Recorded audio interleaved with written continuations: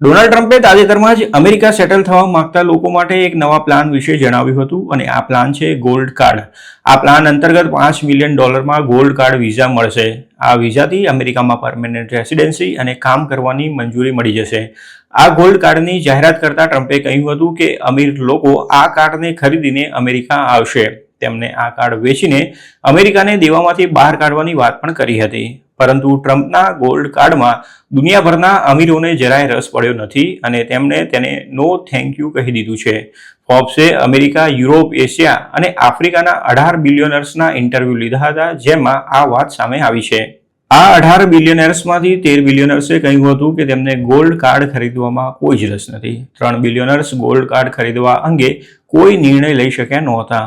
ફોર્બ્સને 2 billionaires એવા પણ મળ્યા હતા, તેમણે કહ્યું હતું કે તેઓ ગોલ્ડ કાર્ડ ખરીદવા અંગે ગંભીરતાથી વિચાર કરશે. આ રિપોર્ટમાં કહેવાયું છે કે ઘણા અમીર લોકો અમેરિકાની સિટીઝનશીપ જરૂરી હોવાનું માનતા નથી અને લેવા પણ નથી ઈચ્છતા.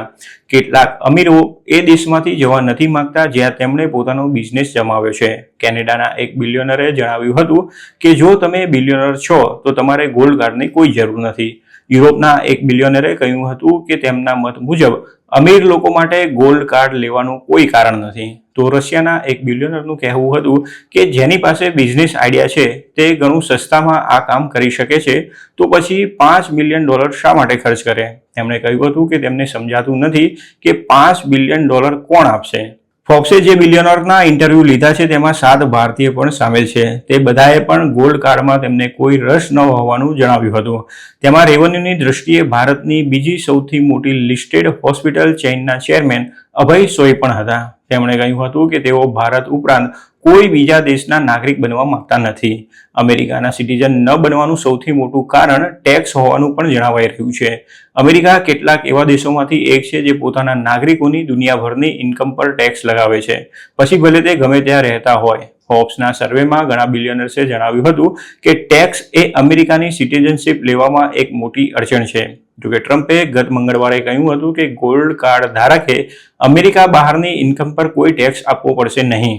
ગોલ્ડ કાર્ડ અંગે હજુ વધુ વિગતો જાહેર નથી થઈ, તેમજ સંસદની મંજૂરી વિના ટ્રમ્પ ગોલ્ડ કાર્ડ વિઝા આપી શકશે કે કેમ તે બાબત પણ હજુ સ્પષ્ટ થઈ શકી નથી. Gold card visa plan EB-5 વિઝાના વિકલ્પ તરીકે લાવવામાં આવ્યો છે. ટ્રમ્પની યોજના EB-5 વિઝા બંધ કરવાની પણ છે. EB-5 વિઝામાં ફોરેન ઇન્વેસ્ટર્સે અમેરિકામાં બિઝનેસમાં $1 મિલિયન રોકાણ કરવાની અને ઓછામાં ઓછી 10 જોબનું સર્જન કરવાની જરૂર પડે છે. EB-5 વિઝા પ્રોગ્રામ દ્વારા આવા ફોરેન ઇન્વેસ્ટર્સ US રેસિડેન્સી મેળવી શકે છે, પરંતુ ગોલ્ડ કાર્ડમાં સીધી એક મોટી રકમ ભરવાની રહેશે. ઘણા અમીરોનું કહેવું છે કે જો તેમને અમેરિકામાં રહેવું જ હશે તો પણ $5 બિલિયન ખર્ચ કરવાને બદલે લગ્ન કરીને સિટીઝનશીપ લેવી કે ખાસ સ્કિલ્સ આધારિત વિઝા મેળવવા જેવા વિકલ્પ પસંદ કરશે. બિલિયનર્સનો ગોલ્ડ કાર્ડ લેવામાં ઓછો રસ જોતા ટ્રમ્પની આ મહત્વાકાંક્ષી યોજના કેટલી સફળ રહેશે તે તો આવનારો સમય જ બતાવશે. પરંતુ હાલ તો ટ્રમ્પનું ગોલ્ડ કાર્ડ ચર્ચાનો વિષય બની ગયું છે.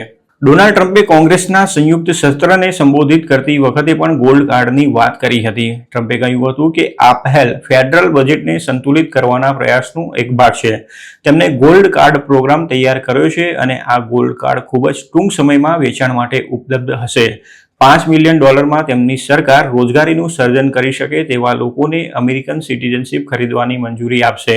આ ગ્રીન કાર્ડ જેવું જ છે, પરંતુ તે વધારે સારું અને સોફિસ્ટિકેટેડ છે, તેમ ટ્રમ્પે જણાવ્યું હતું.